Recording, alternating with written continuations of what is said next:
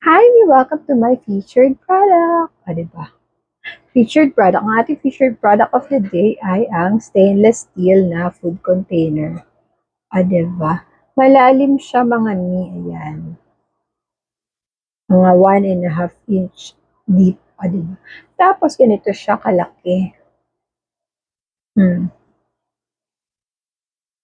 Stainless steel siya, but food grade. Okay? So, pwede talaga siyang lagyan ng food. Tapos, maganda pa dito, transparent ang kanyang cover. Ayan, transparent ang kanyang cover. So, makikita mo kung anong laman nito.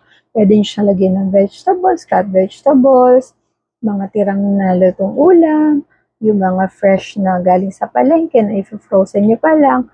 Diba? Mas convenient siya kaysa sa mga microwavable plastic container kasi yung mga microwave plastic container, sa totoo lang, madali siyang mabasag.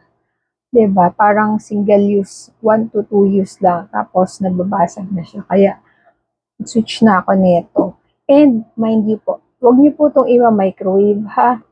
Kasi, I'm not sure if this is safe for microwave since stainless steel siya. Baka mabasag yung microwave niyo. So, I suggest, pag gagamitin niyo, ilagay niyo sa plato or sa mangkok. Okay?